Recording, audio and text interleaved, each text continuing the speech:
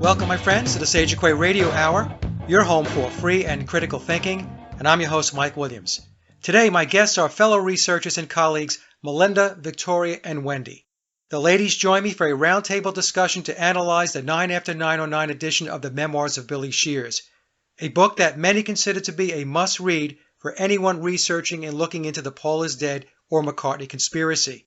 The conversation was wide-ranging and insightful as we discussed the story of the man who has been playing the part of Paul McCartney for over 50 years. So sit back, take a listen, and enjoy, because a splendid time is guaranteed for all.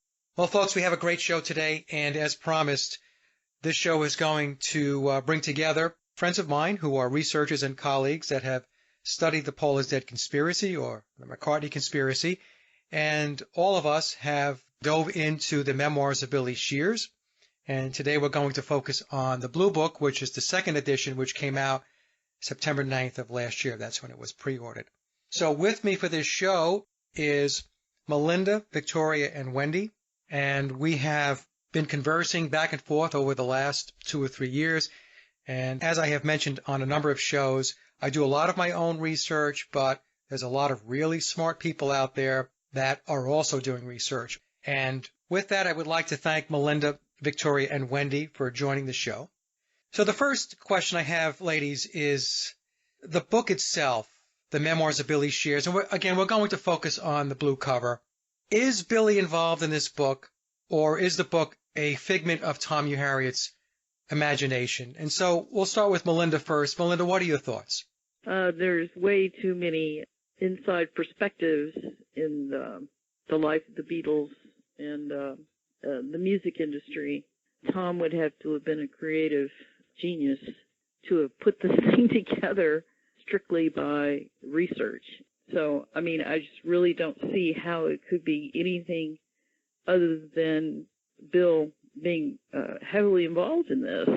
Just the lyric content of explaining how songs connect to each other, what lyrics mean, is absolutely mind-blowing. It will make the hair on the back of your neck stand up. A lot of times when you experience truth and it resonates with you, you have experiences like that where, you get goosebumps and things become crystal clear. And reading that book was definitely an experience like that for me. Okay. Victoria, what are your thoughts? Billy is definitely involved. I don't think Tom Harriot could have done it, although I think he's a smart guy. I don't think that he could have, I don't think he could have done this if he were 100% accurate psychic. He couldn't have come up with some of this stuff. And there's also song lyrics in the back. He would have had to have been a lyricist. And I don't think that's possible. There's just a lot of insider information. He would have to be talking to either William or somebody extremely close to William. There's mentions of obscure songs in there, things that most people wouldn't have even thought about. And I would think that there would be a lot of copyright infringement. Just for an example, the movie Yesterday paid out about 40% of their budget just to copyrights for the songs. This book likely did not have the same opportunities to pay big money, and money would have had to have been exchanged or permissions. So you're saying the financing of the book alone to include the songs would have been an astronomical amount of money? Yes, for a company like the Pepper Press, was it? Yeah, right. It's not like it's Doubleday or someone. That's my opinion on that. So now you mentioned the lyrics in the back of the book. Just so for folks who haven't read the book, what Victoria is speaking about there's a song contest. And in the back of the book, there are lyrics that Billy has supplied. And if you write a song and you incorporate those lyrics, you can submit it. And at some point, Billy claims that he's going to release a CD with the winners of the song contest with, their versions of the songs with those lyrics on that CD or album. So that's what Victoria was referring to. Wendy, how about yourself? What are your thoughts? Yes, I think you'd have to be extremely close to the Beatles or Billy himself to be able to come up with this kind of detail and, too much continual knowledge of the time and ongoing involvement. It has to be Billy. And also, when people write a book, they do it for money and, for the subject. But this book isn't advertised at all. And so it has to be someone that doesn't really need the money for the book to be coming out, if that makes sense.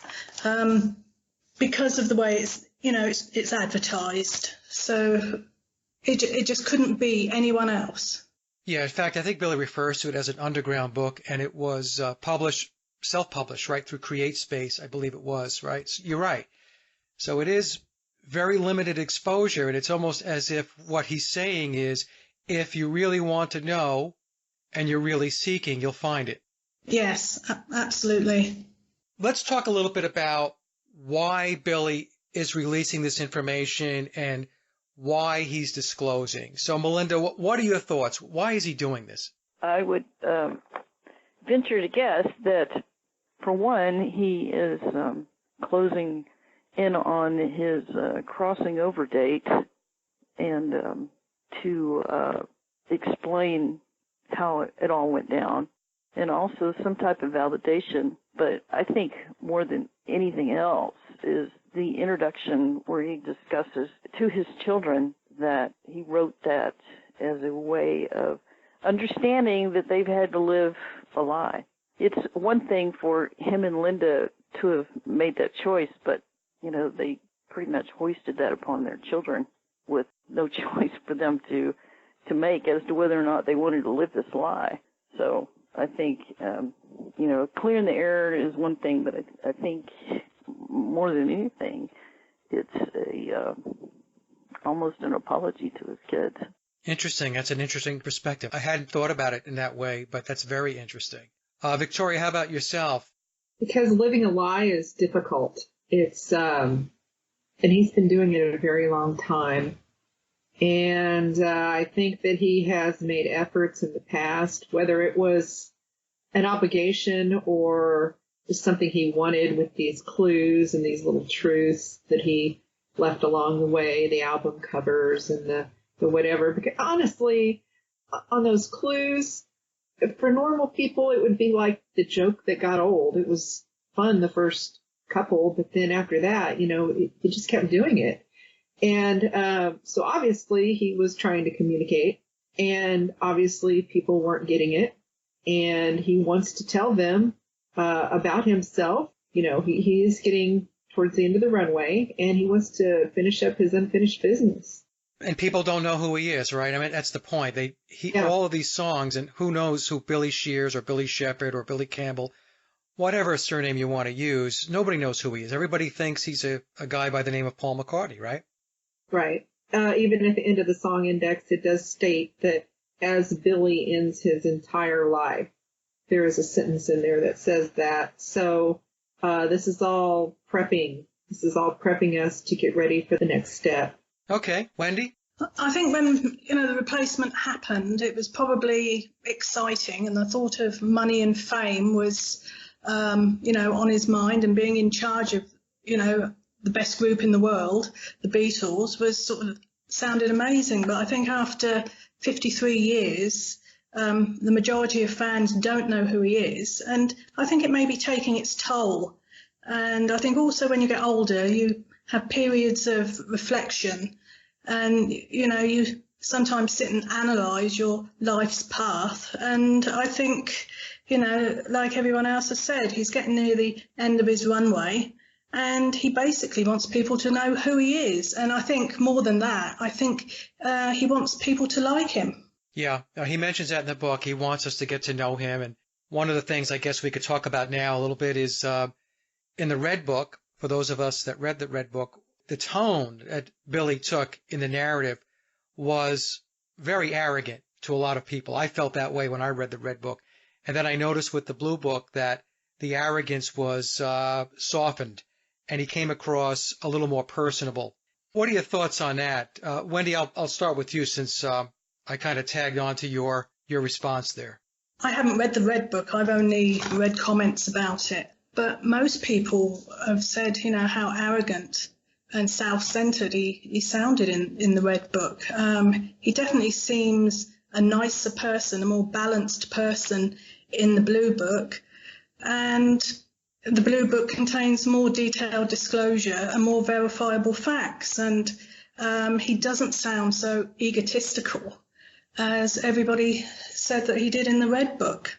And also there's more emphasis placed on Crowley in the Blue Book. And I think it's all information for us to find out everything else for ourselves. Melinda, you read the Red Book, right? Yes. Okay, so what is your take? Was Billy more arrogant in the Red Book versus the Blue Book? Oh, absolutely. But, I mean, you can equate that with, 10 years between both books? Yeah. 10 years can make a big difference in your maturity level and your mellow attitude. So, you gotta factor that into it, is that he's just growing older and a little more softer around the edges. Yeah, because it was 9 years between the books, the Red Book and the Blue Book. Sure. Yeah. So, I mean, think about our own, how we are looking back at what you were like 10 years ago, whatever, as opposed to now. You're a lot more patient. You're up, so, and some of it could be just a reaction to the Red Book. Yes. That he got so much negative feedback from the attitude that he decided to tone it down. Victoria, how about yourself? Did you read the Red Book? I read the Red Book and I read the Blue Book. I felt like in spots the Red Book was almost hard to read due to the arrogance. I mean, I might skip a page or two here or there because I got tired of hearing it. Nonetheless, when the new book came out, I was excited. I wanted to read it. I went and got it. And I tell people that it's like some of the layers of his glass onion have been peeled back. It's revealing. He's personable. It's somebody that you would like to meet and have a chat with. It's definitely full of more emotion. Now, what about the discussion about Tom himself? Now, we've all heard that people saying that Tom is not a real person and all this, and I believe all of us on this call know that Tom is indeed real. So what's your take on Tom's role with this? Just your opinion on how do you think that he got involved in doing this book with Billy? Melinda, is Tom real? Oh, Tom's real. Okay. Yeah, I'm Facebook friends with him. And he seems like a genuinely nice guy. He's never been anything but really kind and positive. Yes. I was just reading it for the third time, the blue one, and the part where he said, think of all historical facts with the Beatles as fiction and all the things that are in this book as fact. Right. Tom obviously had quite a reputation for what he does for him to be enlisted to do this book in the first place. Victoria, what are your thoughts regarding Tom's role with the book? Well, if you read the sleeve of the book, it says Tom is a code breaker. And that kind of made me think about taking us back to the Red Book and maybe a little before that. The whole Da Vinci Code thing was big there for a while, the Bible codes and encoding and the whole bunch of that, which isn't something that is a hot topic now, but at that time it was. And I think that Tom and Bill they kind of share an esoteric view about codes and encoding. I'm not saying that Tom necessarily believes the same things that Bill does as far as spirituality or anything else like that. I just mean that, maybe it's like a hobby type of a thing for Tom to be this encoder, and Bill happens to like codes. So I think there's more to their friendship than emails and telephone calls, because he knows so much that would almost be expected that they've at least met. I would think if I were trusting, I wouldn't trust a stranger with all that insider information unless I'd met them and felt good about it. Right. Wendy? I think Tom obviously is real. I think he's probably a Freemason as well. And I think he comes across as a completely trustful trustworthy individual, and he obviously has Billy's confidence to be able to keep all this information, and he just comes across as a decent person when I've seen comments and everything else about Tom. And I think he's just trusted. He's a trusted individual, which I think in this psychological operation, you need to have somebody that you know is going to fulfill their part of the deal. That's a very good point. Basically, some even keel element to this whole thing, because it is a very controversial topic. We all know this. And we all know that even within the Paul is Dead community itself, I mean, people don't agree. And it can get, quite nasty sometimes. So I think this calming effect, or, this even keelness that Tom brings is very helpful. So that's a very good point, Wendy. I did ask Tom about the encoding and how it is that he came upon these skills. And it was in an email exchange that we had. It's going back several months ago, maybe even a year ago or so. And he said to me that he had received the training a long time ago, and that when he was being trained to do this, that at the time he had no idea why he was taking this training and why he was involved in it. And so it's one of those things, if you read into it, where he was being essentially tapped, identified early on as somebody who had a certain skill set that was going to be very beneficial down the line. Now, whether it meant it had to do with the memoirs of Billy Shears or something else, we don't know that. But sounds to me like, lack of a better term, he was groomed. That's what it sounded like to me. So what are your thoughts on that, Melinda?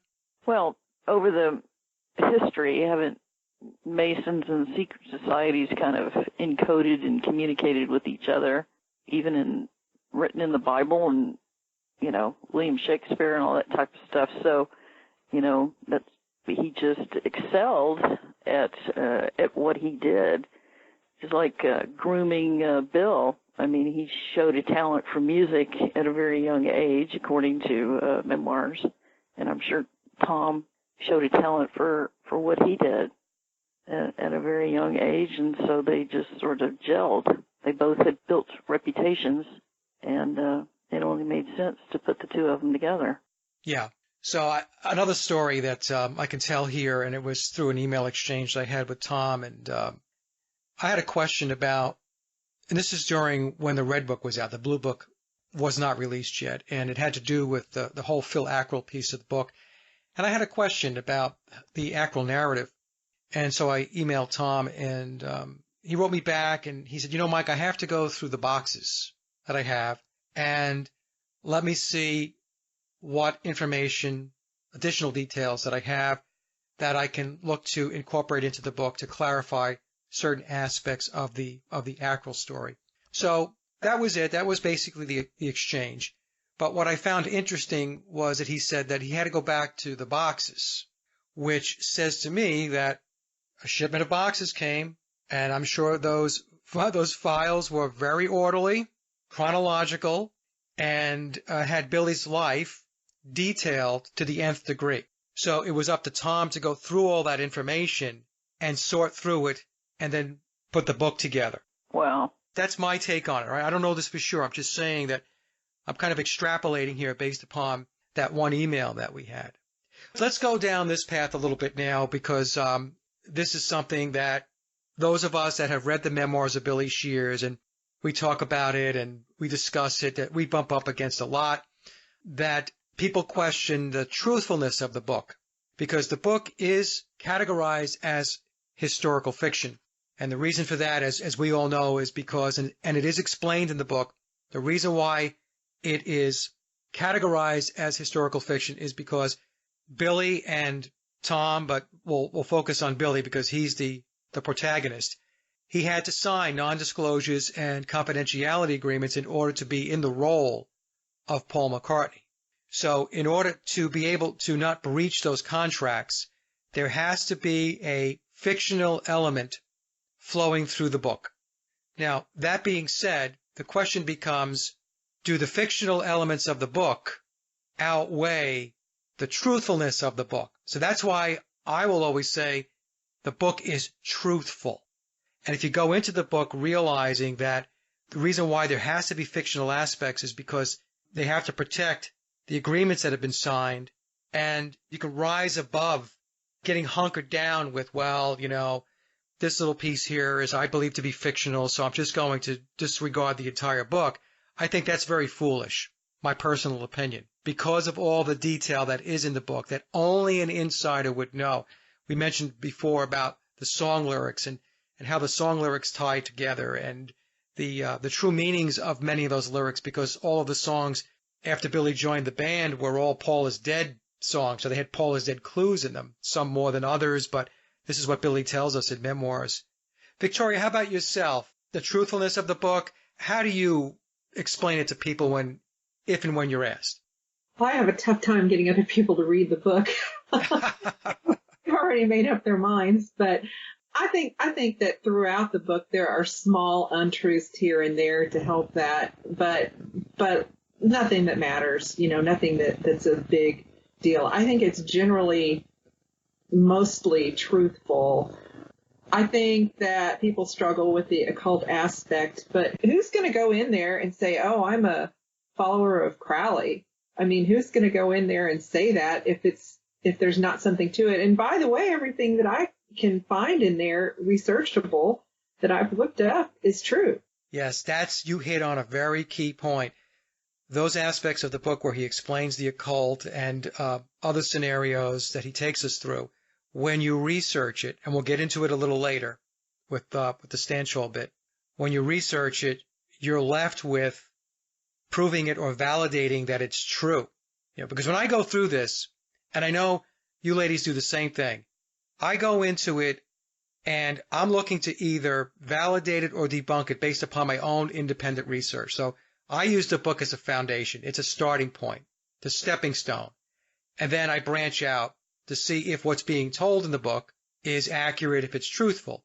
And what I have found is that the big stuff in the book is indeed factual, coming from my perspective in my research. So is that where you're going with it too, Victoria? Yes, I have, looked up the stuff I'm interested in and some of the other stuff that I really wasn't. I just wanted to see what I could find, and especially with the occultic aspects, I found everything to be true, everything that is researchable, everything. And I'm not saying that Tom Harriet is made all this up about, well, there would have been lawsuits. Yes. If Bill wasn't okay with such being said about him, then there would have just been lawsuits all over the place. Wendy, how about yourself? Well, I read it on face value, and I think it's as truthful as it possibly can be. And I know there are themes running through the book from start to finish, especially there's a long-running joke between John and Billy regarding 666 the Beast. And they laugh about that, so that tells you that it's sort of not true. And I think that particular part was Tom Harriet's idea. Yes, it was. And so I agree with you. It's like a foundation course in college. It's there to create your interest and give you a certain amount of information for you then to go out and find the rest of the information yourself.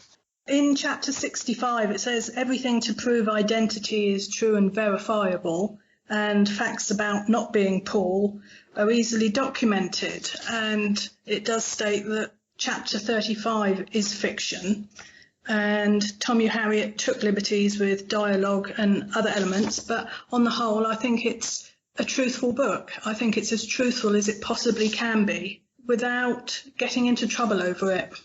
And chapter 65, by the way, is a very important chapter, and especially if you break down the acrostical code. So maybe what I'll do is I'll insert that into the show so people can see what the acrostical code looks like for chapter 65.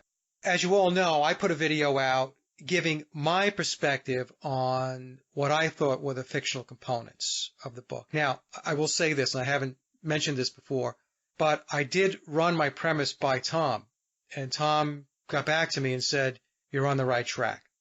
My premise was, and I'll put the link down in the description box below for the video, that the fictional parts of Memoirs has to do with a psychological play or psychological thread in the book.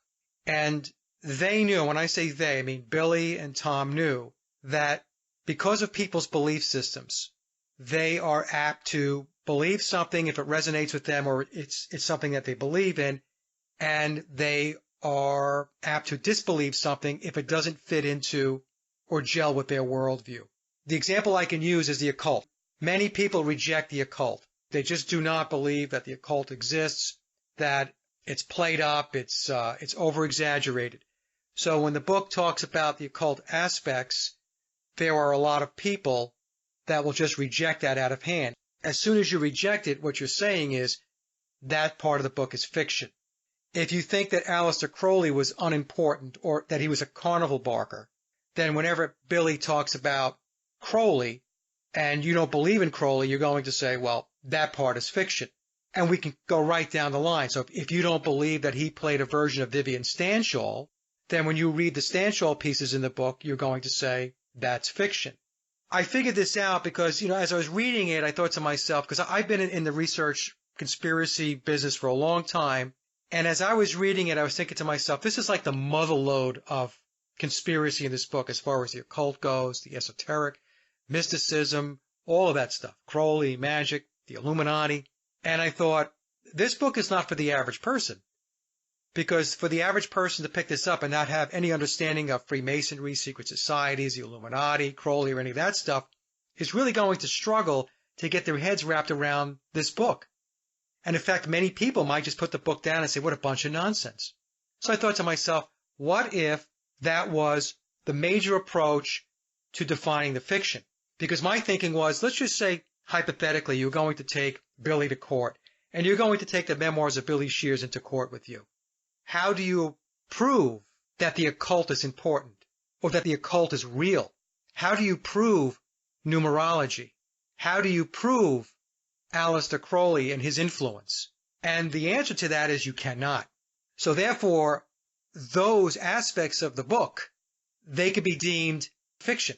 Even if you presented it to a jury and you talk to the jury about a lot of what's in this book, I mean, their heads are going to swim. They're going to go, that just can't be. That can't be real. And so when that happens, what do you have?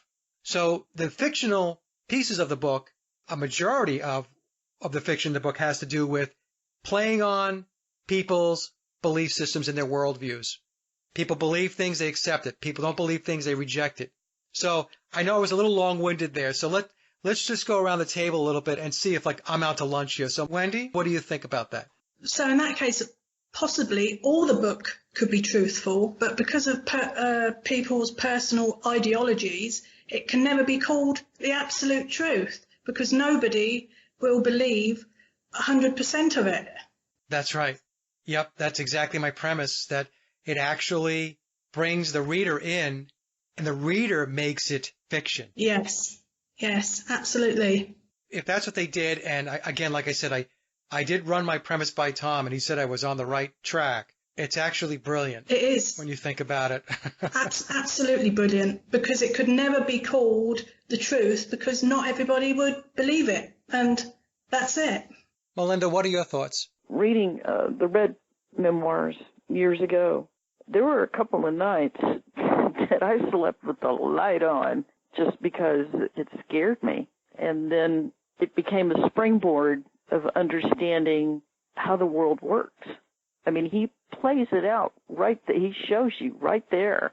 When you finally understand, I mean, with the numbers and the signs and how the numbers are relating to even media stories and stuff like that. When I talk to people about memoirs, I go, if you want to know why you haven't made it big in the music industry, you might want to read this book because it will give you an understanding of how why you didn't make it. Right. It's all obviously controlled. And once you see it, you can't never go back. Victoria, how about yourself? There seems to be a theme out there of what ifs. The Yesterday movie, for example. What if this? What if that? And I think people are accustomed to saying "what if" what if this, what if that, and they're kind of used to some sort of fiction being built in around the Beatles. It's been conditioned over the years. All right, so let's switch gears a little bit here, and let's talk about something that's another controversial piece of the book, where Billy comes out and tells us point blank that the Beatles were a Tavistock project right from the beginning, that the Beatles were never organic. Now, some people will say to me, Mike, that's not true. They were organic when they were 5 years old, you know. And I'm like, no, that's not what we're talking about here. We're talking about the starting point of which the Beatles started to come together as a group and that progression. That's what we're talking about. I'm not talking about when they were little children. So, Melinda, what's your take on that aspect of Memoirs where Billy is telling us the Beatles were a Tavistock project right from the very beginning? Well, I do remember reading a couple of days ago where he mentioned that the elites had their eyes on Paul from the beginning, and that if he had gone to a different band, they still would have, like, he was a marked man. Yeah. If you go back to what Richard Balducci talks about his birth date, he mentions he picked a bad time to be born. That's a great way to put it. I mean, the more you think about this, the more you go into it, you realize, you know, poor Paul probably had no concept of what was going on around him. That's just kind of the way I look at it. I mean, he got coaxed and pushed in certain directions, but it was almost like he was born to die in that perspective. Victoria, what are your thoughts? Well, do you remember, and I don't know, maybe you haven't seen everything I've seen, but it seems like it came across your channels somehow. Do you remember the radio announcer that went to visit Yoko Ono, and Yoko said, "Oh no, I have to see your astrology chart first." And so he gave her That was the Playboy interview. Yeah, that's right, the Playboy. Right. So he gave her the information, and she said, "Oh yes, well, we can do this." I think that it was something like that. If it wasn't that from the start, now where the start was, I don't know if that was in high school when they had their little group, because I don't even know if you could get high school boys under your thumb that way. Maybe, maybe not. But anywhere from where Brian Epstein stepped in forward, definitely not organic. They're the product of a Tavistock think tank. That's where they were conceived. And I kind of wonder if it wasn't astrology charts, as Richard pointed out about Paul's birthday. Okay, Wendy, what are your thoughts about Tavistock being in it from the very beginning? Yes, I think they were. I think they were four young lads that were easy to manipulate, and I think they were probably watched. And because four young lads left to their own devices would not have had the impact and sustainability and success without being controlled. I mean, when you're 20, 21, 22, you know, you want to do what you want to do. You're completely narcissistic, and unless you've got some control around you, you know, you're not going to have that work ethic. And I think that my personal feeling is that they were never organic, and right from the start, and they were watched, and you know, to see if they could be made into what they wanted them to be.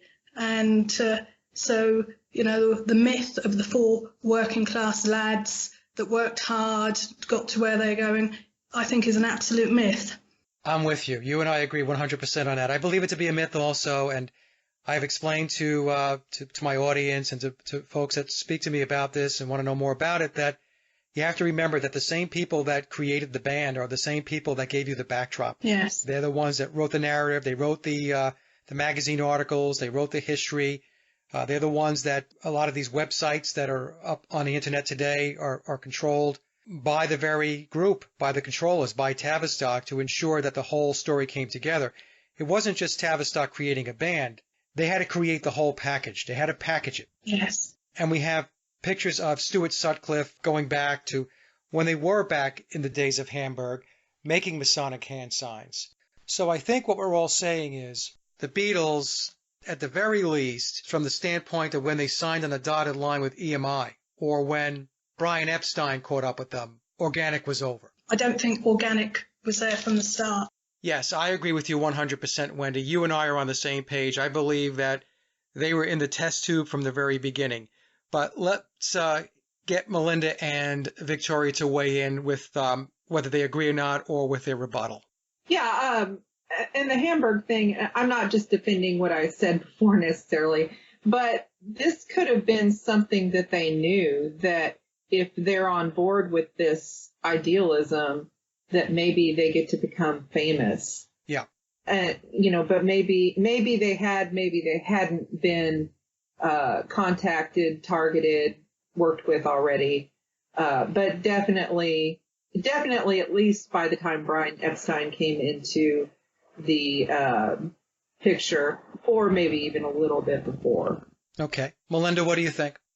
Well, I mean, how much they understood of the occult, who knows? But I think the occult aspect has been on them from the get-go. Even quarryman is another name for what, a mason? Right. And that's what, they're in high school at that point. How much their fathers had to do with this is a real questionable aspect, or at least Paul's father. There's just so much to wonder about what was going on as they were little kids. I mean, because even some of the pictures, and gosh, Paul doesn't look anything like his brother. Mike McCartney. Yeah. So what's going on with, or McGear? Did he change his name to McGear? That's his stage name, McGear, yeah. Yeah. So you kind of go back and forth. It's either maybe right from the beginning, or, trying to pinpoint when exactly the occult took over. It's pretty hard to, they pretty much blend. Yeah. Okay, so let's move to the question that we wanted to discuss about the occult. And I had said previously, it was my mistake, that the ritual that Billy says that Paul and John participated in was in 1962. It was actually in 1963. It was October of 1963. Of course, when this was discussed, when I brought it out on my shows, a lot of people just went absolutely nuts, because they in no way could ever believe that Paul McCartney and John Lennon, especially Paul McCartney, could participate in a satanic ritual, what Billy refers to as death for success, right? So Billy tells us in the book that Brian Jones did the same thing, John Bonham, Keith Moon, we can go on and on. We have the 27 Club and so on. So what were your thoughts when you read the book and in the blue book, because it's not in the red book, when you got to the blue book and you read about the ritual, what were your thoughts? And we'll start with Wendy on this. Wendy, what did you think when you read that? It does sound unbelievable, but it doesn't surprise me. When you move on from that fact and you realise what goes on in the music industry, it doesn't surprise you. And perhaps at the early age, taking part in that was perhaps exciting, and, they made you feel important and everything. And perhaps, the thought of death was perhaps just a metaphor for success. And only when it actually happened to Paul, I think, did John realise that, no, this is what happens. I think the controllers made it sound exciting to them, and the thought of being immortal and, as you say, death for success. Perhaps death aspect was the metaphor for them. Perhaps they didn't realise exactly what they were getting into. Yeah, because we do have to keep in mind that in 1963, Paul was 21 years old, so he was a very, very young guy. Yeah. Victoria, what do you think about that whole part of the book where he talks about Paul and John entering into that ritual in 63? What did I get out of it? This is complicated. I think that, yes, that really did happen. Did it surprise me that they disclosed it? Yeah. I think I was surprised at the disclosure. I think they did do that. They certainly have backed up their information on that. However, growing up, at the time I grew up, we had bands that everyone knew was Satan worshipers. And, they looked it and they acted it and they said it and they sang it. And, they were mostly metal bands or whatever. But the Beatles, at least when they were young, they didn't look that way. And, then they kind of went through the counterculture stage. But so I didn't really expect that growing up. I didn't expect in the beginning to be finding these things out about them, although I'd heard whispers all my life that was true. I didn't really believe it until I read this. I think they were young. I think they thought this was just games that, oh, okay, well, sign here and you'll get $1 million or whatever. And they just did it. They just signed up for whatever. They were probably also tired of being hungry and poor. Yeah, there's no way of knowing what they were thinking or how much they knew about occultism and the ritual and all that when it took place. So it could very well have been one of those things where they engaged in it and they just didn't take it that seriously. Now, Melinda, what are your thoughts about the ritual aspect of the story? Well, the book would have obviously, that part would not have been able to be received at the time that it went down, but the proof is kind of in the pudding. I mean, he mentions right after that line, because I was reading it this morning, is that he said, everybody has done it that's successful, and there's going to be a death in the band. Somebody's going to die in the band. And I talk to people, go, tell me one band that has not had somebody die in it. Really hard to find one, either whether it's somebody, in the band or a loved one. Oh, you see that a lot with Hollywood and stuff. So it was really hard to take. And just like Victoria said, I think they were really young and they had no idea. It was almost entrapment that they were coaxed into doing this. And if they were victims of mind control, were they really in their right mind when it went down in the first place? That's a premise that I floated out there. I'm not going to bring it up on this show because it's not in Memoirs, but just to touch on it. Right. That I believe it's very possible that Paul and John were in mind control programs from a very early age. And the reason why I say that, folks, is because if you take a look at their family structure, their fathers especially, they're really not there. This is very indicative if you do any research into mind control that, they come from families where parents are absentee or they're raised by an aunt or something like that, So that's something that has crossed my mind. I haven't pushed it because it's very difficult to prove, but it is something that I've thought about. Now, also, let's just talk about this a little bit. So when people don't want to embrace or believe the whole occult aspect of the Beatles, we do see many pictures going back to the very beginning where we see one-eyed symbolism, we see Masonic handshakes and that type of thing there. So I'll start with you, Melinda. What do you think about the whole premise that all four Beatles were Masons? Well, like I mentioned before, Quarrymen is kind of a dead giveaway that something is going on there right from the get-go. Now, whether or not in a studio taking pictures, they go, okay, guys, now I want you to do this, whether or not that was a active, conscious decision on the Beatles to do some of the things that they were doing, or the photographers told them to pose like this, or we're going to put this in the background. I don't know, but the cult is all over, even from the very first, with the split lighting. Yeah, with the Beatles or Meet the Beatles. Yeah, and Please Please Me, their first album, was released in the UK on March 22nd, which is 322, which is the number of Skull and Bones, right? Yeah. And another interesting thing I want to point out is in the United States, they released an album called Beatles 65. 6 plus 5 is 11. 11 is a master number in numerology and Freemasonry, but the Beatles are all holding umbrellas, and umbrellas are another symbol of a mind control program.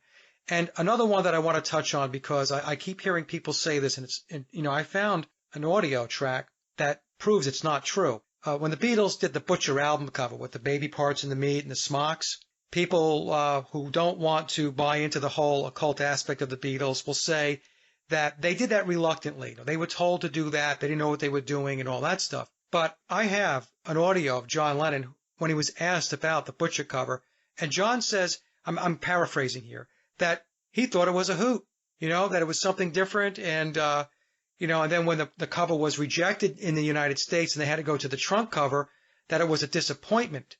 So I was listening to the interview, and it certainly sounds like that at least John had no problem with the Butcher album cover. And what I'll do is put that clip, that interview, into the show, and the audience can take a listen for themselves. Well, there's one other perspective, too, is that they were trying to warn everybody. This is what I've heard. They were trying to warn everybody about the things that are going on in the music.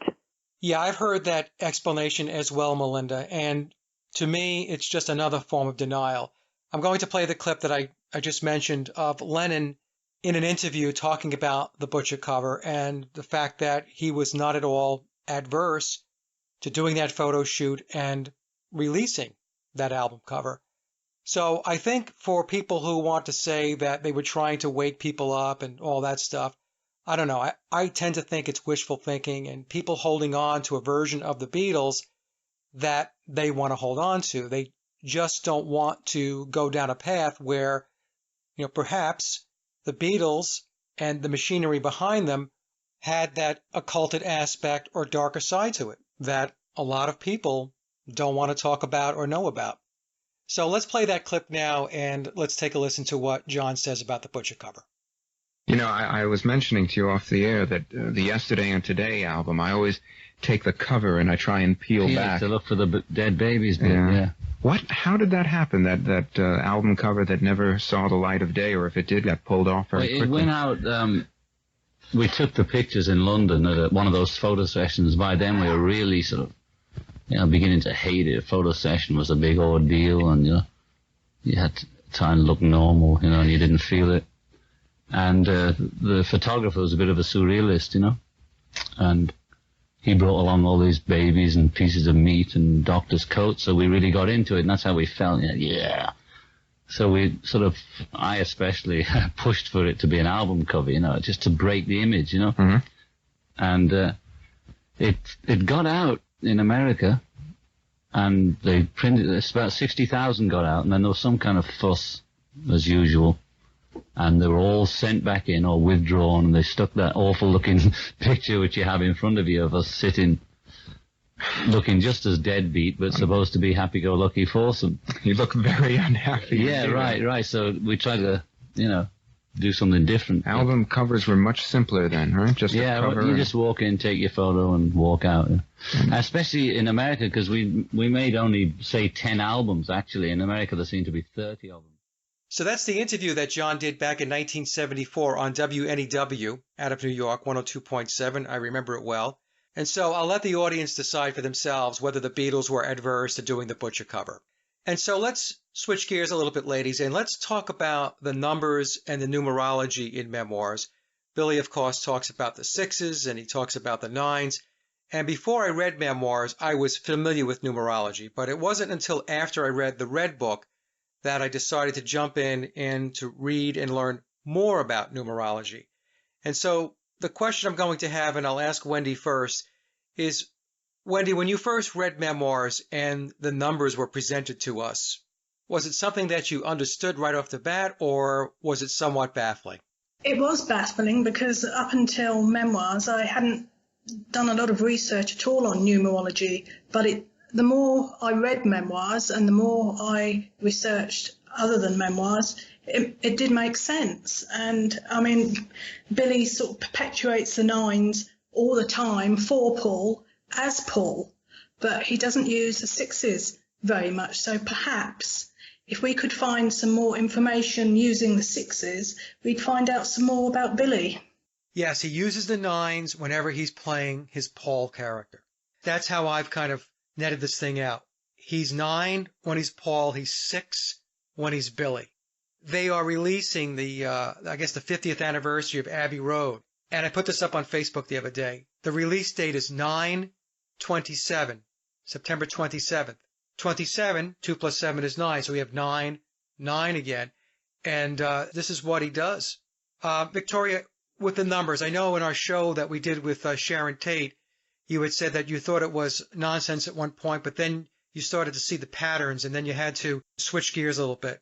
Yeah, I was watching an old episode of Route 66 the other day, and went to walk into a house, and the house number was 911, and I was like, this has been going on forever, because that was the early 60s. The nines and the sixes, and they're all over the place.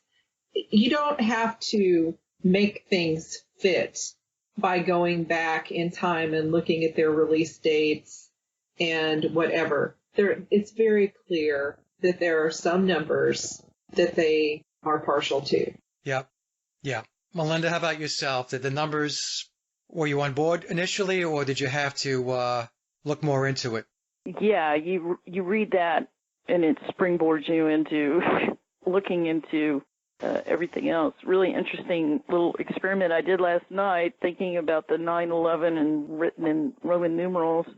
I took Billy's birth date of September the 9th and wrote it in Roman numerals. And it's really interesting. It looks like it spells docs. The definition of docs, I looked that up, and it says to publicly identify or publish private information about a person. I thought, well, that's... Doxing, yeah. Yeah. So, yeah, the numbers thing, really, he explains so much, and especially with the occult aspect, is that he's trying to explain to you that this is pretty much how the world works. Yep, and I say to folks all the time, Melinda, that the controllers, they paint by the numbers. Yes. And again, this is another one of those things, right? If you're reading it in the book and you don't accept that, I can't tell you how many times people have written me or wrote comments on my Paul is Dead YouTube channel and say, oh, the numbers are just ridiculous. It's nonsense. You can get a number out of anything. If you play around with the numbers long enough, you'll get the result you're looking for.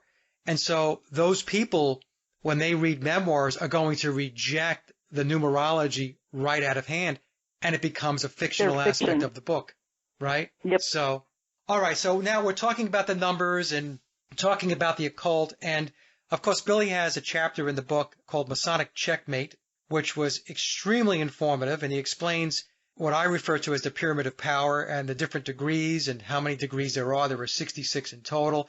And then what was even more interesting in the Blue Book, Tom has a footnote where he tells us that Billy is the Illuminati.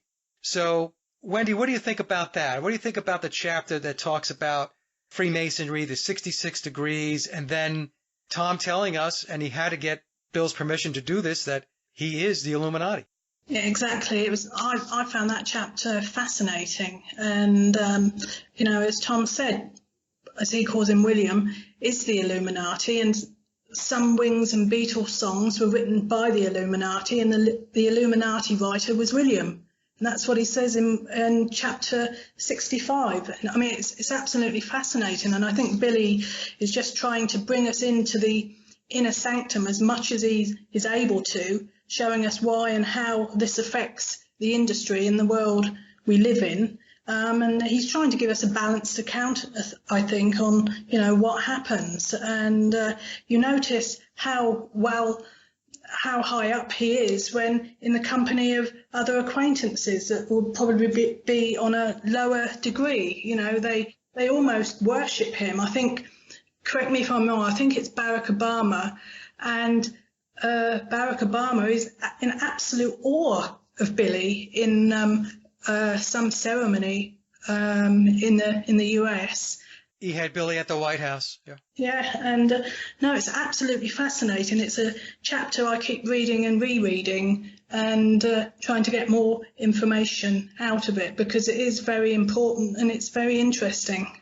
Victoria, how about yourself? Masonic Checkmate and Billy being the Illuminati. What were your thoughts? Well, I was disappointed that he didn't dox the rest of them, because I want to know who they all are. But yeah, I mean, his friends and who he hangs out. I mean, look at him when he's around the Queen. He's happy. He's smiling. He's in his element, obviously. I mean, even when he's on some of the talk shows, I'm not saying he's not polite, but it's obvious to me he would rather be somewhere else doing something else. But I was a little surprised of the disclosure of him being in the Illuminati. Yeah. Yeah, it's interesting. We're talking about the talk shows, Victoria. I know exactly what you're saying. He comes across many times very cavalier with the host. Yeah, he does.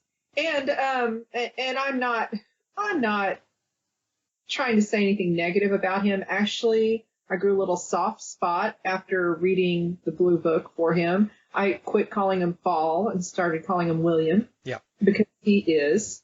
But I was a little surprised. I think that all goes back to the whole age of Aquarius.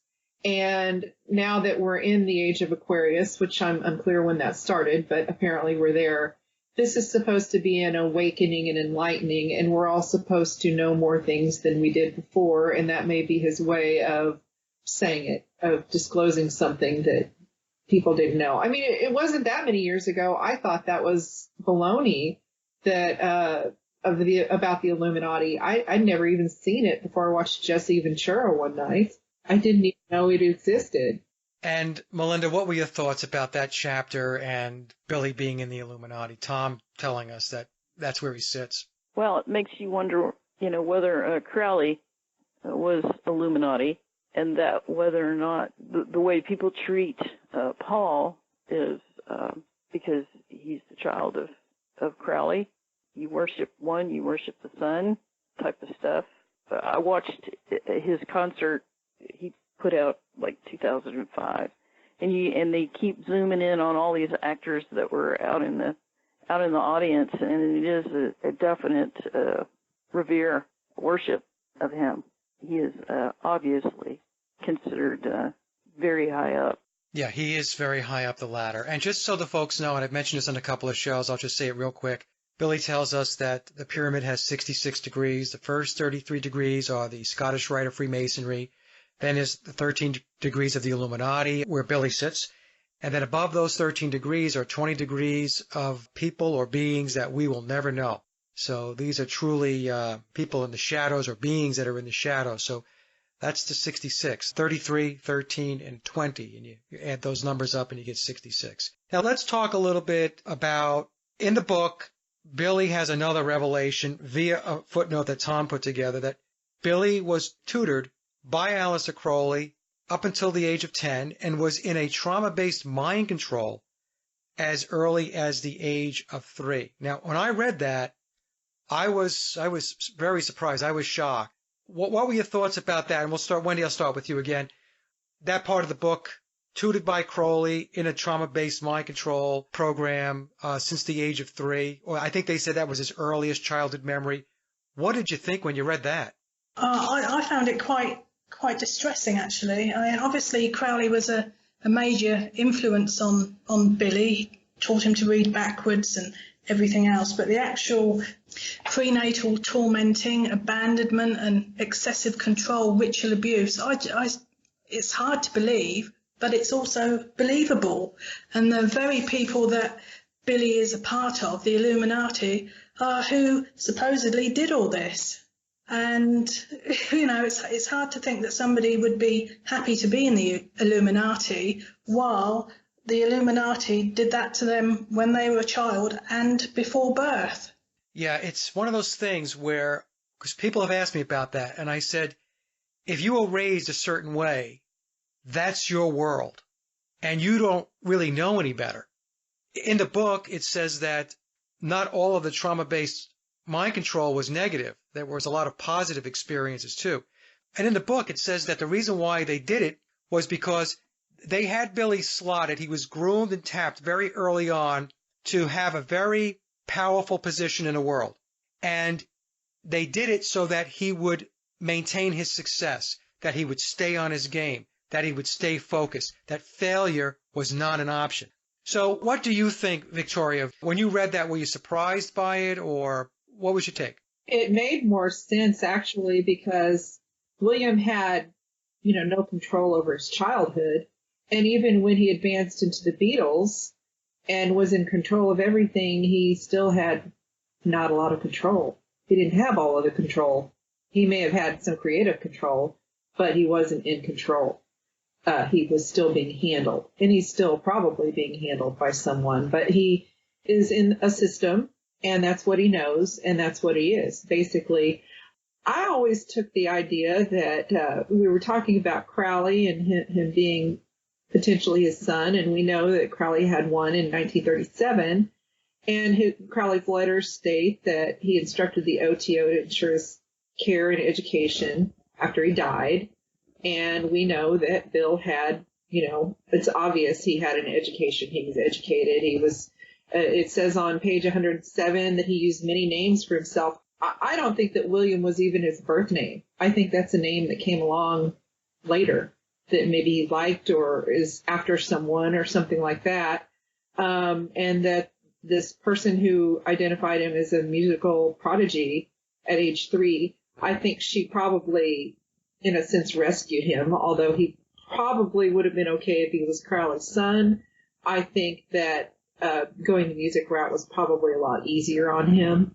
And we all know who is a music teacher in this whole story and worked with everyone, right? You're talking about Jane Ash's mom? Yeah, I think that's who he was talking about. Yeah. I think that it was his mom. She taught at a exclusive Guildhall School of Music. Lily James went there. She's a blue blood. That all fits, at least in my mind it does, but that's all unfortunate. But in that world of the elites and even their own children, that's how that works. Yep, that's how it works, and that's what they know. So, Melinda, how about yourself? When you read that, what did you think? I read it and went, well, of course. Why didn't I think of that before? Because they all do it, right?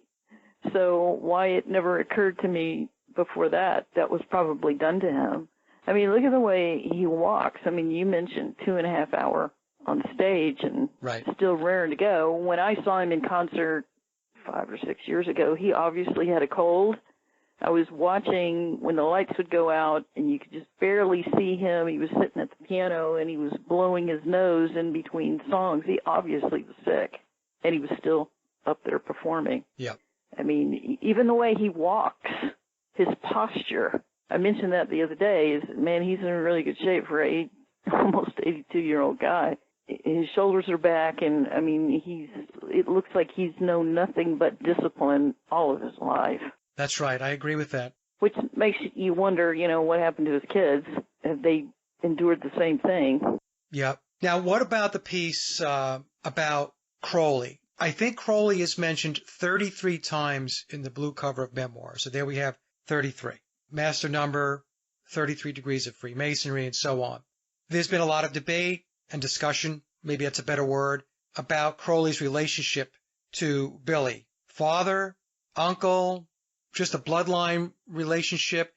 I'll go to Victoria on this first. I'll just switch it up a little bit here. Victoria, what do you believe is Crowley's relationship to Billy? And let me start maybe this way. Were you even surprised to read so much about Crowley in the Blue Book? And then we could talk about what do you think the relationship is? No, I wasn't surprised to find it in the Blue Book because I had kind of figured that out somewhere after reading the Red Book and doing research and more research and more research. And even when you put their pictures together, they have the same earlobes. They have the same, there's a lot of facial features that are similar. I had found that old picture of Crowley with a young boy, and it's really hard to see because it's such an old picture, but he even seems to have a prominent toe in the picture. His leg is kind of forward, and you can see a toe that's extended. Yeah. And so I wasn't surprised to find that, but I was surprised he said it maybe a little. But he doesn't have the same view of Crowley that we do. No, he doesn't see him. We see him as the most evil man ever or something. He doesn't see him that way. No, not at all. So I was glad to read it, though. I mean, because I was starting to think I was crazy for thinking it. Yeah, in fact, the footnote on page 326 of the Blue Book has my URL in there. And I'll say this, I had no idea that was going to be in the book. No idea. And via Tom, Billy focused in on a particular show that I did with Nick Shylock. And it was Nick who had said that, well, Nick's interpretation of what Billy's feelings were toward Crowley was that he didn't like Crowley, that he hated Crowley, I think is what Nick said. And so evidently the word came down to Tom that you need to correct that because Billy does not hate Crowley. That was very interesting when that came down. In that footnote, anybody who has the Blue Book, read it, the bottom of page 326, and you can see that Billy's making it very clear and he's saying what Victoria is saying, that he has actually a fond view of Crowley. He certainly is not coming down on Aleister Crowley, not by any stretch. So, Wendy, what were your thoughts when you read about the whole Crowley piece in the Blue Book, where it was really expanded upon? Well, it's another subject I found fascinating, and when I sort of read that Crowley is mentioned 33 times in the text, I just thought 3 + 3 is 6, Billy. So that's, it's little things like that that I tend to pick up on. I would say there's a bold-headed photo of Crowley where we see everywhere, where it's completely full-faced. And his son James and Crowley look almost identical. And, but then again, the photograph could have been manipulated or changed. But there is a very big resemblance between Crowley and James McCartney. I'm still flip-flopping about it. One minute I think he is, and the next minute I think he's just a close relative. So I'm not completely sure on that at the moment. Possibly, yes, his father, but I wouldn't say 100% sure about it. Okay. And Melinda, what are your thoughts about the Crowley piece of it? Yeah, I think that's his dad. Obviously could be wrong about that, but just in the way what I mentioned before is the entertainment industry is all about Crowley. I mean, and if they're all about Crowley, they're obviously going to be all about the son. To me, it seems to connect the dots. And when you were talking about Nick, and when I listened to that interview, I thought that can't possibly be true. I never got the impression that he despises Crowley. I've worked a lot with abused people, and the one thing that I have learned is the people that abuse them so many times until they get therapy and figure it out and stop that cycle, they bend over backwards trying to please the person that's abused them, that caused them trauma. Well, I'm going to read two things here, and ladies, listen, take a listen here. And I got this from another researcher that periodically sends me emails. And SJ, thank you so much for sending this along. He picked up significant differences between the book and the audio version of the book. So the actual hardcover or the soft cover and the audio version, which was narrated by Gregory Martin. So here are the examples that SJ gave me, and I would like for you to comment on it. And when we do, we'll start with Wendy. Chapter 62, Run Devil Run Through the Driving Rain. The book says, I especially enjoyed working with my son.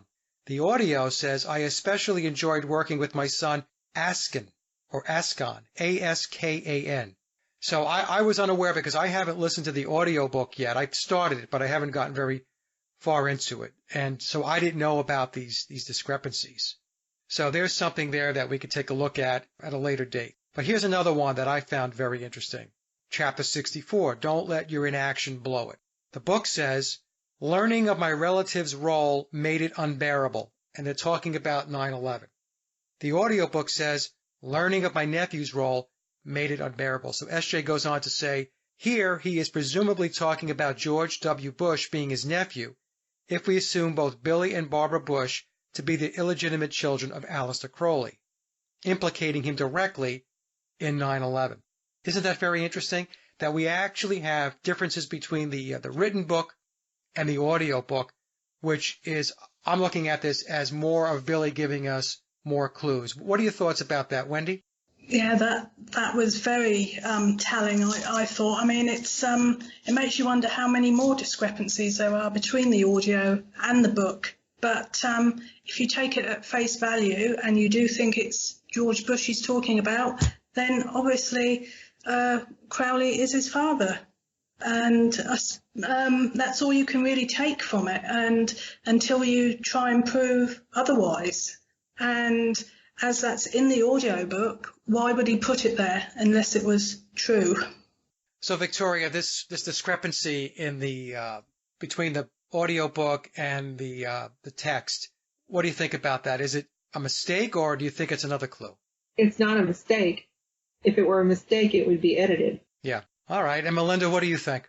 Well, I mean, it's just more and more disclosure as time goes on.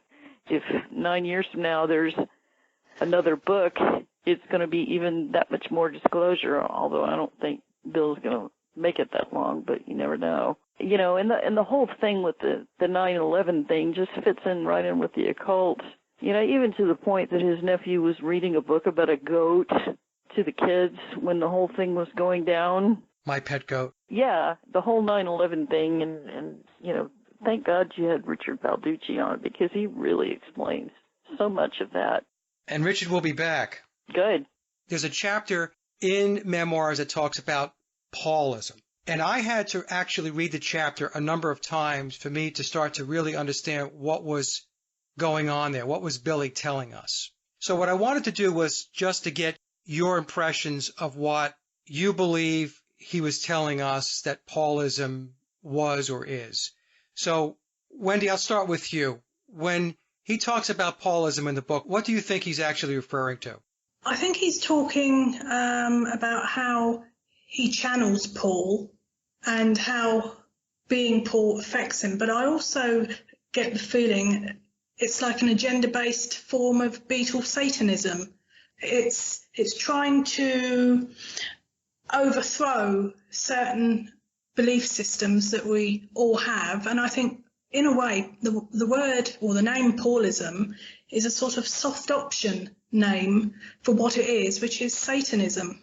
That's my take on it. Okay, that's also, of course, you've seen the video I put out, and that's pretty much my take on it. It is a form of Luciferianism / Satanism that was put in play to overturn the traditional morals, traditional way of living, lifestyle at the time, right before the Beatles had hit the scene. So in the book, it says in 1962, in a footnote that Tom has in there, that the Illuminati declared war on Christianity in 1962. So I'm in agreement with you. I believe Paulism was one of those initiatives that was put into play to overturn the old guard and to roll in the new guard, right? And I'm not saying, again, I always have to say this because I get these comments. People will write, are you a Satanist? Are you Luciferian? No, I'm just explaining what is being discussed in the book and trying to interpret what it is that they're telling us. And that's what I got out of it. Yeah, me too. Me too. Victoria, how about yourself? Paulism, what was your takeaway? I took it that it was idolism, idolatrism, whatever the proper word there is, and that it was almost like a new strain of like there was a religion where they cut out a sliver and made a new religion. I think that in the music industry that you see little crumbs ode to Paulism here and there in videos. You know, you'll see, like, I watched one the other day and it had a moped up in a tree and a barber seat and some broken records. And I was like, that's Paulism. You see it in the movie The Thing You Do. The bass player has no name. It's kind of a Paulism. So that's how I interpreted it. Okay. And Melinda, how about yourself?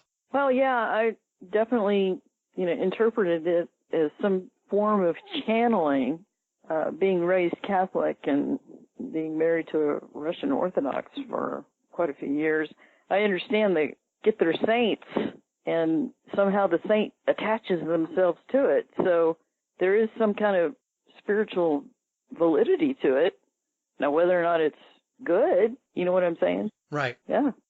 Now, let's move to something that was also very controversial in the book.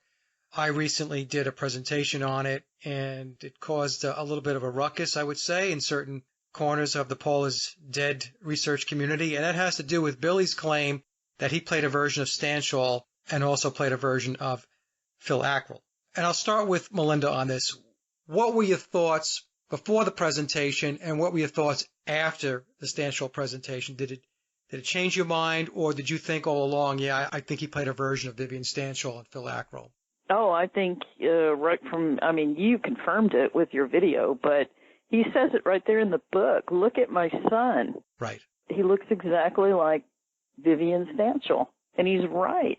I made a comment the other day, is like, Bill, I see in your face James McCartney, I see Vivian Stanshall, I see bits of Phil Ackrell. I don't see Paul McCartney anymore.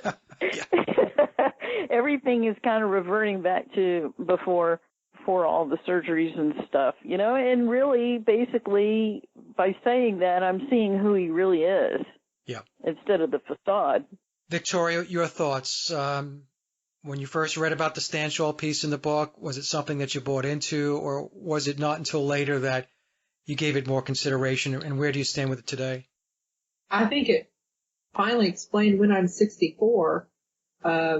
He has a liking towards some vaudeville and some other ragtime types of music, which that's fine. And I just think Stanshall was a hobby for him to release. He could go back to other types of music and have some fun. And I think he's a workaholic, and it was another form of work, but yet it wasn't work. It was fun a little bit. So it just explained a lot to me where some of that music came from. Wendy? 100%. In fact, I couldn't, if somebody was to try to convince me that he didn't, I just couldn't believe it. To me, he created the character of Vivian Stanshall, and it's amazing to me when you see Street Viv and Billy in various videos and interviews, how people cannot see that it's two different people. I mean, body language, their stance, hands, everything. I mean, it's a very clever character, and it's obvious. You can't unsee it. Once you watch the videos, you can't not see that it's Billy, even underneath. Yeah, he played a version, and the problem is that, and I know, Wendy, you and I have talked about this in the past, where the problem with the Vivian Stanshall piece is when claims are made that there was one Vivian Stanshall. And when we take a look at it, we could see that there are two different people playing Vivian Stanshall. I also want to say that when I did this piece of work on Stanshall and Ackrell, I wasn't going out there to try to upset somebody's cart. And I'm talking about Street Viv's family. All I was doing was taking what Billy had put in the book, as I mentioned much earlier in this discussion, and using it as a foundation to understand, is this true or not? Because when I first read the Red Book, and I read about the Stanshall piece, I didn't even know who Vivian Stanshall was, because here in the U.S., nobody knew who he was. And so I had to learn who Vivian Stanshall was to start, and then I had to rummage through the different pictures and the videos and the music and all that stuff to kind of parse it and figure out which end was up. And also, I mean, you would understand this more than I do, but the way he holds instruments are exactly the same when he plays. And those things I don't think you can really fake. You can fake your hair, you can wear the latex, the costumes, whatever, but actually physically holding an instrument to play it properly, you're going to hold it the same, whether you're Billy or Viv. And that's something I noticed when I sat and watched a lot of videos of him, especially Urban Spaceman, and then I watched some Billy videos, and they hold instruments and the way they compose themselves the same. You can't really fake that. Yeah, Billy's posture is very upright. He has very good posture. And what I noticed was, not that Street Viv doesn't have good posture, but Billy has very good posture. Yeah. And that was one of the things that I noticed right off the bat, that they stand differently, they move differently. In any case, so it sounds like everybody here is sold on the fact that the Stanshall claim in the book is truthful. Yes, definitely. All right, so we touched on this a little bit in the beginning, but we'll expand on it here. In the book, Billy wants us to get to know him a little better.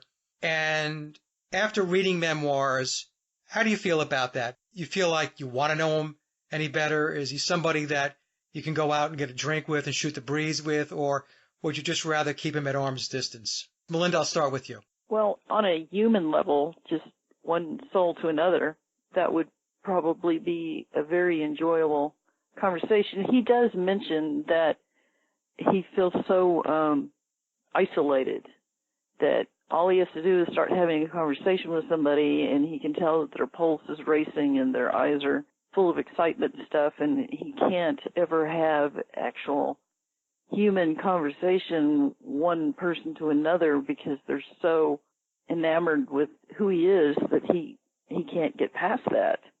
to have a conversation with him, from my perspective, he would just be just another person, you know.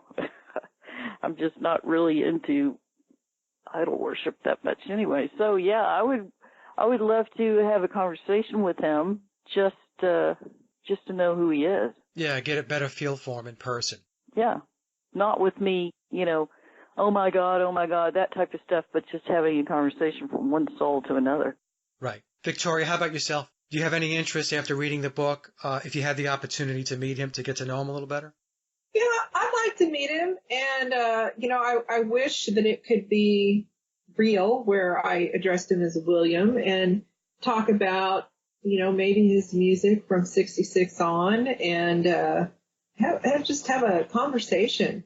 I mean, I didn't feel that way after reading the Red Book, but I most certainly did after reading the Blue Book and reading about Linda and emotions and different things. I mean, he is a human being, and he's a human being I wouldn't mind knowing a little bit, although that Illuminati thing's a little weird, but yeah, I would love to have a conversation with him and get to know him a little better. Wendy? I like him. In fact, I think I like him more now than I did before I knew who he was. That doesn't make sense. But I like his compassion for animals and vegetarianism and climate and all those type of things. But I just wonder, I get the feeling he's extremely adept in compartmentalizing his life, and he's self-assured, which possibly could come off as arrogance at times. But I just wonder whether the mind control and the ritual abuse could have infiltrated his personality in some way. So, when he's being Paul and he's out there and people say, oh, God, he's a bit arrogant or he's everything, it's to do with the mind control and not his natural, innate personality. I'd like to know one way or the other. Okay, that's fair enough. That's a good point, actually. Now, we know that the Paul is Dead community is fractured. There's not unity, believe it or not. There are those that are out there, and there are many people that think this way. They believe that Billy should be arrested and he should go on trial and he should pay for whatever it is they believe that Billy has done. My position on this has been that that type of outcome is never going to happen because of the way the world works. And Billy is firmly embedded inside the pyramid. As we've mentioned earlier, he is in the Illuminati. And so that scenario that some people are chasing is just never going to happen. It's wheel spinning. So I'm going to ask each one of you where you think this is going for Billy. How do you think that it's all going to end for him? In other words, how are they going to treat Billy on the way out? Wendy, I'll start with you. What do you think happens with Billy once the curtain closes? Does he go to jail, or is there a ticker tape parade for him? Ticker tape. I really do think that. I think up until that time, I think we'll get continued disclosure up to his passing. And I really do think when he does pass, the controllers, I think, will just turn his passing into hero worship and adulation, and perhaps the adulation that he didn't have in life that Billy will achieve in death. And I do think it will be a ticker tape parade. I don't think anything will happen. I think his family will probably be well versed in what will happen, how to answer various questions when he's gone. But I think he'll be made into a hero for doing what he did for the pyramid of power and for the music industry. I agree. Melinda, what is your take? What do you think is going to happen once he closes in on departing this world? I think I read something recently about that giant wheel in London that they were talking about naming that after him. It looks like a giant eye. 90% of the people still think that Oswald killed Kennedy. They're not going to, really, seriously, they're not going to do anything to him. Anybody who thinks that he's going to get his punishment is just, they're living a pipe dream, really. I mean, we can't even figure out about exonerating Oswald, much less this. And just like Wendy said, when the truth finally comes out, they will treat him like he's a saint for what he did. Not that it was a bad thing. I mean, the whole concept of, stopping little girls from killing themselves and all that kind of stuff, that's probably going to be brought up again. Yeah. So, yeah, he's going to get statues in his favor and all that kind of stuff. I mean, because really the elites are controlling the whole thing anyway. Right. So anybody who thinks that they can, that they're going to do anything other than that, they just don't understand how the world works. I made the remark that they would probably erect a statue of him at Buckingham Palace at 66 feet tall. Nice numbers there. Victoria, what are your thoughts about Billy leaving, and how do you think it's going to be handled by the controllers? I think he is working on his bucket list right now. I think he'll have his own obelisk roundabout there in London somewhere. I think that, I don't mean this in the bad way, but that kid in high school that was always so special, and they always got special treatments because their parents were special, and it kind of feels like that. It kind of feels like, they're going to make sure that for what he's done. When I say what he's done, it really isn't about the music. It was about the change to society. Right. It's what he wanted, the New World Order. He's brung it.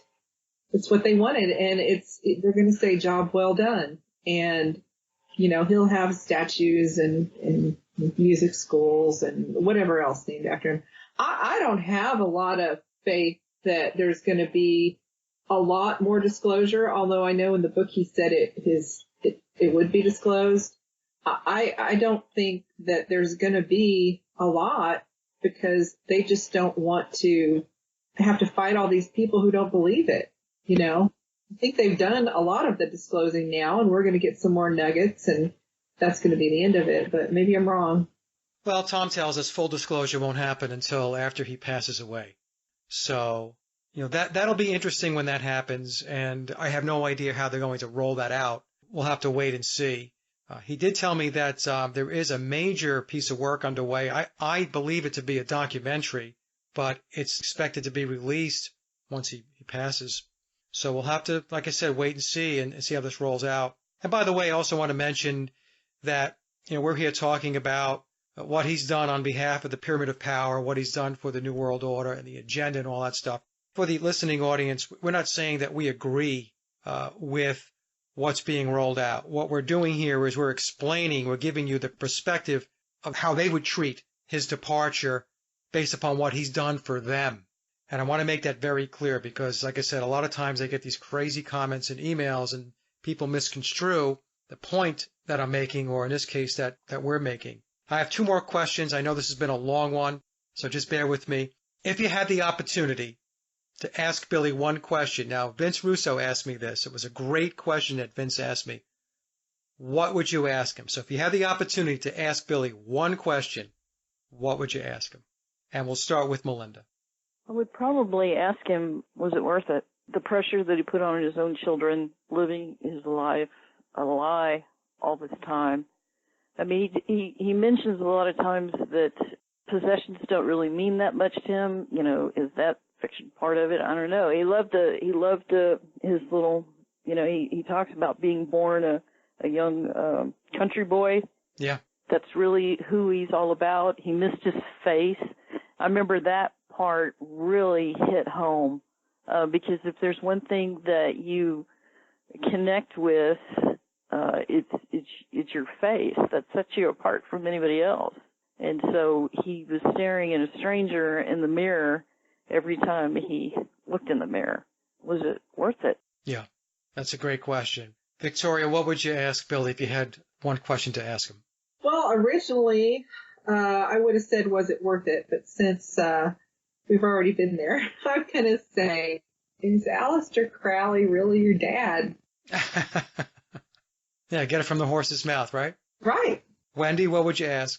I'd ask him, or comment, you seem to have a grudge against Paul. Why is that? When I started to write down the questions I had for him, they came to 51, so I had to whittle it down. Which is 6. Oh, yeah, it is. It is. But yes, that's what I'd ask him. Why do you seem to have a grudge against Paul? Because he does seem to like knocking his voice and his appearance. I think in Memoirs he says his voice was throaty and raspy and his voice sort of worn out and things like that. I don't think it's necessary really to sort of say things like that, and I'd like to know why he does have a grudge. Yeah, it almost comes across like the classic case of knocking somebody else down in order to pick yourself up. Yeah. Right. And maybe I'm not making excuses for him, but maybe that has something to do with the mind control program that he was in, Yeah. where he has to constantly reinforce to himself that he is the best and he's better. I don't know. Great question, though. Great question. Okay, so here's the last question, I promise. Now, we know that not everybody has read the memoirs of Billy Shears, and we know that there are people within the Paul is Dead community that have not read it, but they still want to comment on it, I might add. So let me ask this question. Is it possible to research Paul is Dead without reading this book, or is the book a must? And so, Wendy, I'll start with you. No, I think it is a must because it's obvious that, Billy is behind this book. And, it gives a basis on which to go and research other things. But I don't think you can really call yourself a researcher if you broadcast and write books if you don't read it. I mean, just to debunk or discredit, you really need to read everything that's out there, because the other books that have been out there for the Beatles, they've only really contained the narrative which would have come from the Pyramid of Power. I mean, this is from an authentic resource, so why wouldn't you want to read it if you're a genuine researcher? Yeah. Okay, fair enough. Melinda, what are your thoughts?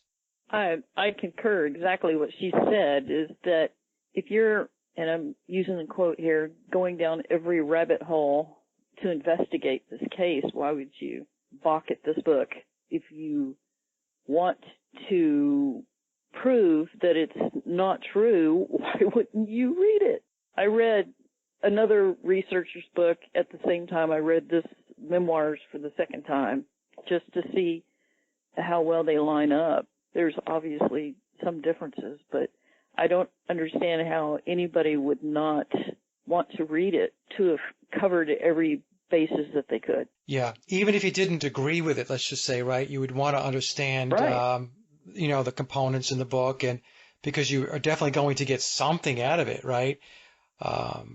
Okay, so again, fair enough. And Victoria, what are your thoughts? If you're really doing Paul is Dead research and you really want to get to the bottom of the story or the conspiracy, can you go without reading this book? It's a must read. The internet's a great tool, but there's a lot of pollution out there. I think the book is as important as the Sgt. Pepper album cover is in PID. I really think it's that important. Great. All right. Well, I mean, that's my take on it, too. And as I have mentioned in my shows, read everybody's book, because you're going to get something out of it. And if there's stuff that doesn't resonate with you, then leave it on the table. If there's stuff that does resonate with you, then take it with you and put it in your toolbox and use it as you pursue your research. All right, so we have reached the end of our show here, except I'm going to go around the table one more time and ask each of you if you have anything else you'd like to say that perhaps I didn't cover here in the outline. And we'll start with you, Melinda. Okay. There was one paragraph that really hit me deeply more than anything else in the book, and it made me very empathetic to Bill. I think of Bill as another tragic player in this whole mess.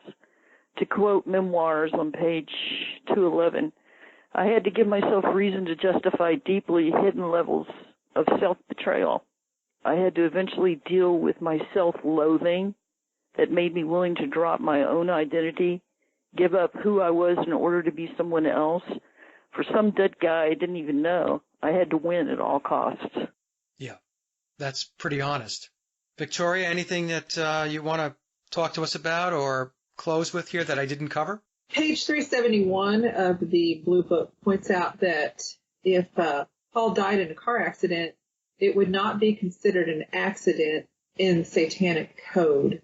Well, I've always thought that Paul wasn't the one in the car. It was one of the doubles, but I think he was killed some other way.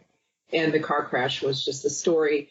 On page 157, it even says that Paul's father and stepmother did not positively identify his remains, and his dental records were of no help due to the injuries. So we never really knew that that was Paul in the car crash. Yeah, there are people in the Paul is dead research community that do question the car crash narrative. The clues certainly point to a car crash, but who really knows?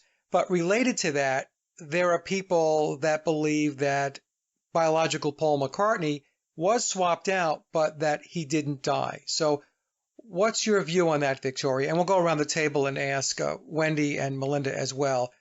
Is biological Paul dead, or is he still walking around alive and well? He did indeed die back in 1966, and probably on September 11th. He did die. I think some of these other people that you see out there, again, might be some of the doubles that are still floating around that they have to do, have to have them on a payroll or something. They have to take care of them somehow so that they don't talk, especially as they get older. But I do think that he did pass away. And the genuine grief that you see in John and George, that's not fake. That's real.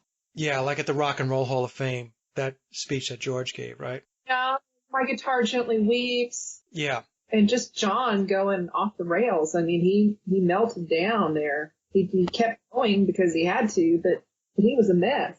And I think that's why he lost his two best friends in life. Melinda, going back to you for 1 second, then we'll end with Wendy. The question about whether biological Paul could possibly still be alive, or whether you believe he actually died back in '66. What's your take on that?